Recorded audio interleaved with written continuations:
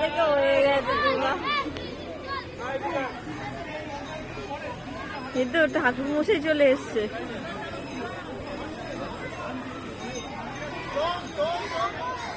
Santa Claus এসেছে, শ্রীকৃষ্ণ, চাষি।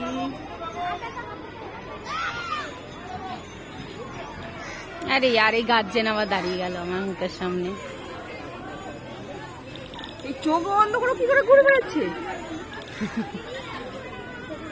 এই তো সবজি আলা আসছে আমাদের।